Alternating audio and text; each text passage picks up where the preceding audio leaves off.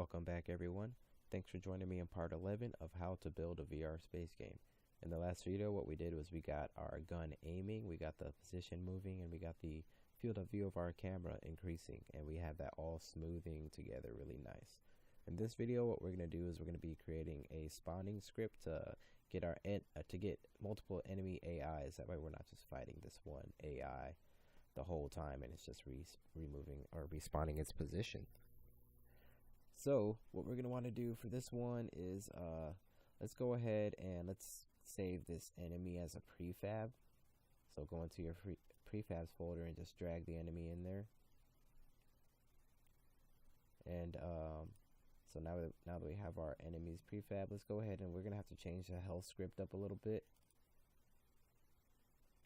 What I'm going to do is I'm just going to add a boolean called enemy, public bool enemy, and I'm gonna set that to true right away. And what I'm gonna say is if we are an enemy, then when we die, or well, first off, let's go ahead and let's oh, there was one thing that we never changed on here. When we die, we want our health to be max health, not 100. Okay, so I can't believe I forgot that in the last couple videos. But anyway, let's get back to this boolean we just created. For here, we'll say if we're not the enemy, then we're gonna just reset our position and stuff like that and change our health back. Otherwise, what we're gonna do is we're going to let's go ahead, and I think I actually want to make a different spawn script for this. Or you know what? No, let's not make a different spawn script. Let's just change this spawn pose to an array. And then here where it has our spawn pose dot position, we're gonna go spawn pose 0 because we're only gonna have one spawn pose for our player. But if we're an enemy, then we're gonna wanna spawn at a different position here. So what we're gonna do is, as a matter of fact, you know what? Let's get rid of both. Let's get rid of that array. We're just gonna add the spawn script. So what we're gonna do first, let's go ahead. First, let's create the spawn script. Let's just create a C# script called spawner, just so it'll be there. And then let's go ahead and get back in here and let's bring the spawner. Or we're gonna have the spawner as a component here. So let's just create spawner, and then we'll create, or just call it spawner. And then here we're going to, let's go ahead, you know what, let's go ahead and open up our spawner. That way we don't get any errors and stuff while we're doing this. Let's go ahead and create a transform array, public transform array. Oops, not, it's gonna have to be the capitalized transform. And those are gonna be our spawn positions, or spawns is what I'm gonna call them. And then we're going to go ahead and create a public int, which is going to be our max amount. And then another int, which is just going to be our amount. Actually, let's make that public so we can get it from other scripts if we need to. And yeah, let's go ahead. Oh, we're going to need a game object and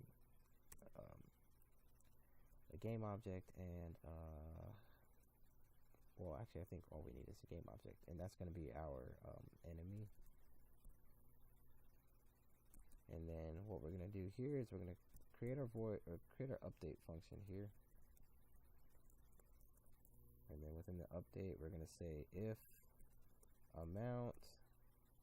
Actually, you know what? Yeah. Well, look, first off, let's put this in here. If amount is less than max amount, then we're going to want to spawn some enemies here. Oops.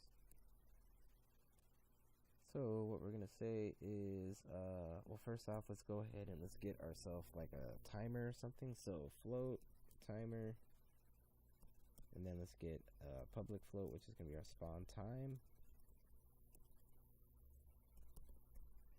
And then what we're gonna say is if our amount is less than our max amount, then it's gonna check if our timer is greater than our spawn time. Oh, I didn't put this out as a float. Whoops. Or well, yeah, it could be a float or an int, whatever. So if our timer is greater than our spawn time, then we're gonna want to spawn a character. And we'll just make a new function for that. And then let's go ahead and create that spawn function here. What we're gonna say is instantiate. Oops, instantiate. I can't spell. And we're gonna instantiate the enemy, an enemy object, and it's gonna instantiate at a random spawn point. So we're gonna say random dot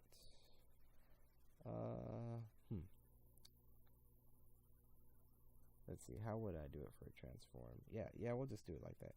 Random dot range from 0 to, or you know what? Yeah, we're gonna have to do it like this instead. We're gonna say spawns dot, or spawns, and then we're gonna have to get the, this is where we get the random one. Random dot range from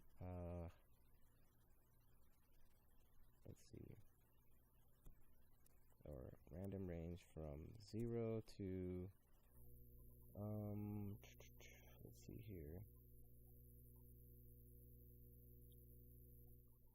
I guess that would just be spawns.length is what it would be. Spawns.length, and then we'll say dot position. So what that's doing is it's gonna spawn us at a random spawn point. Well, our spawn is transform, and what we're doing is we're finding a random number between 0 and the length of the spawn, of the amount of spawns, and then we're finding the position of that certain random spawn that we just got, and that's where we're going to be spawning our enemy. And then for the rotation, we'll just keep that at a quaternion.identity. Oops, I put a comma instead of dot identity. There we go. So that should be instantiating a character or an enemy at a random point, or at a random spawn position. Explaining that is a little difficult, but I'm pretty sure you understand what it means. And so let's see here.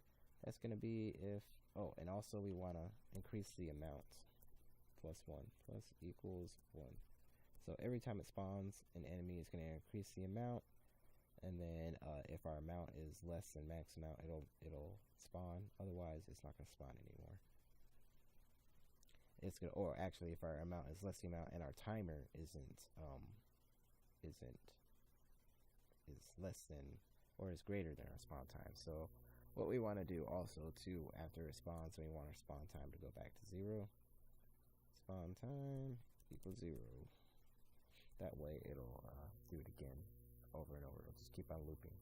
It'll go from 0 and then it'll count all the way up to spawn time, and then it'll spawn, and then it'll go back to 0 and then keep on counting. Oh, spawn time doesn't equal 0. Sorry, timer equals 0. We don't want the spawn time to change to 0. Spawn time, let's change that. Let's just set our stuff automatically right here. So spawn time, how about every 5 seconds? And then for the maximum amount of enemies, let's just make it 3 enemies for now. And yeah, that should be just fine. Let's go ahead and save that. And then let's see. Oh, let's go back to our health script, so that if we were the enemy, then it does that. Now we're gonna put else. Do we have the spawn up there? Yes, we do have the spawn up there. So we're gonna say spawner dot amount minus equals 1. So that's gonna take the amount off there, and then we're gonna destroy this game object. Destroy this dot game object. Whoops, that's not how you spell this. Dot game object. All right. So that's gonna take the amount off, and then it's gonna destroy the object, and then it's gonna update our spawner script with the current amount. So let's see if we have any errors. If we have any errors, we'll just fix them up real quick. If not, we can test this out right away.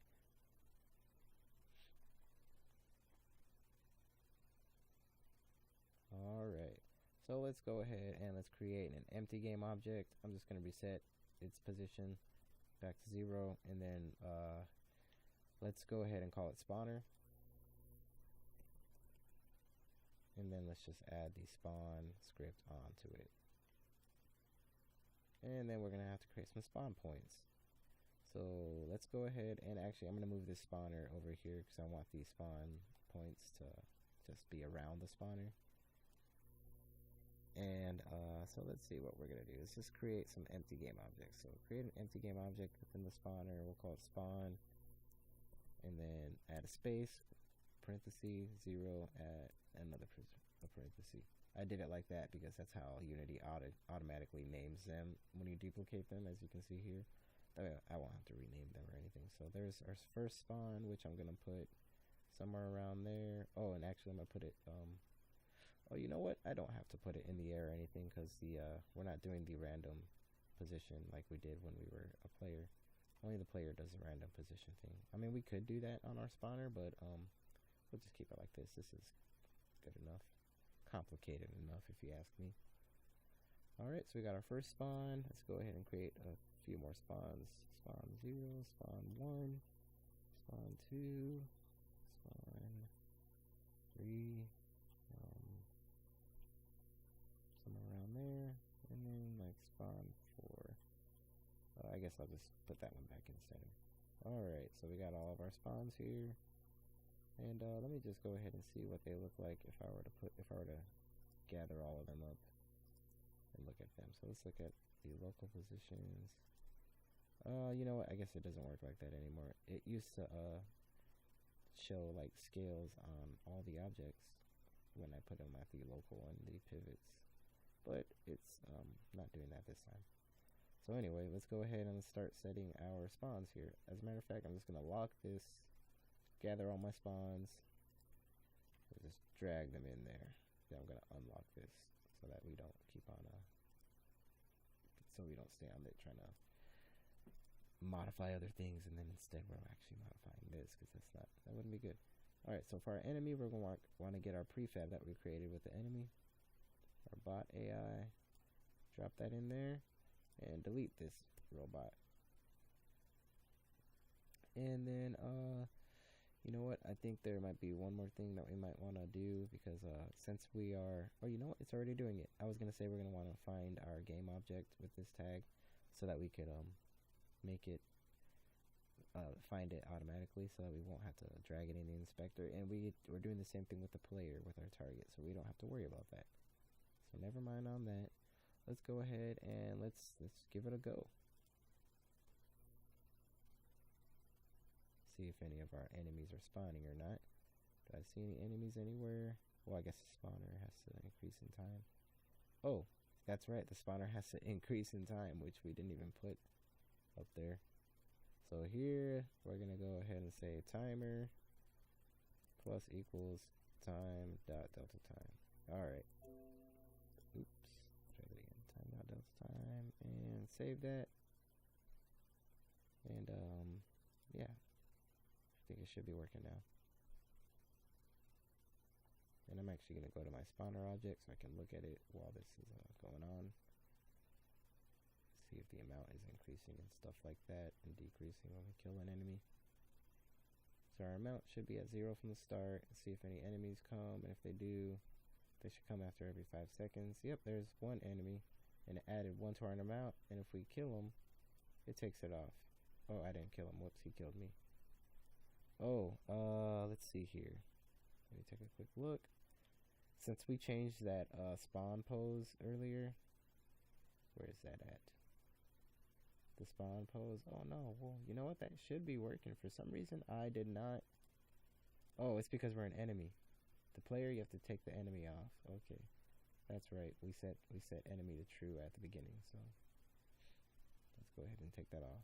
I was wondering why my player wasn't respawning.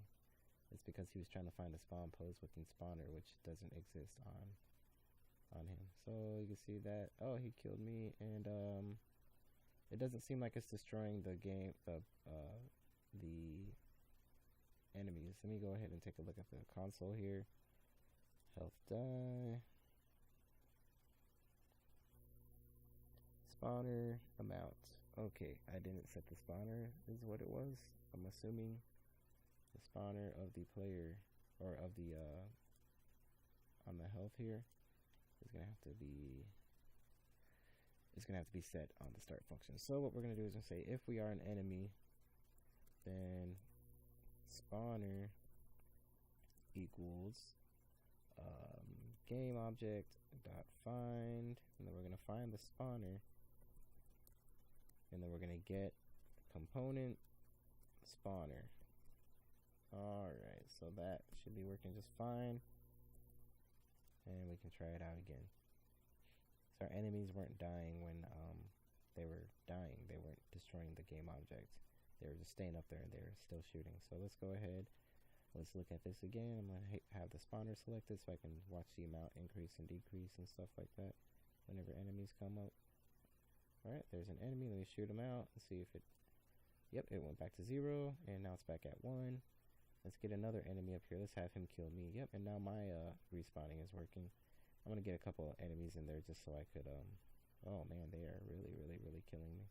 Let me go ahead and just set my health up a lot so I don't die right away like that every single time. So my maximum health I'm gonna set to like 5,000, just so I don't die right away. And I'm gonna set my health back up to 5,000 too. Alright, so we can actually see what's going on. Oh, let me go ahead and select the spawner again. So we have our maximum amount, so it shouldn't be spawning any more enemies, which it's not. Let me go ahead and kill some enemies. Oh, whoops, I accidentally clicked on something else. Kill some of these enemies, and then just watch it decrease. Went back down to 2, and it's not spawning an enemy yet because the timer hasn't went back up. Alright, so our spawner seems to be working just fine. I'm really liking the way this game is looking. In the next video, what we're going to be doing is we're going to be adding a score limit. Not necessarily a score, but our kills. And once we get to a certain number of kills, we'll get a UI that says that you've won the game and you can proceed to the next level. And as always, I thank you all for joining me, and if you liked it, make sure to hit the like button and don't forget to subscribe.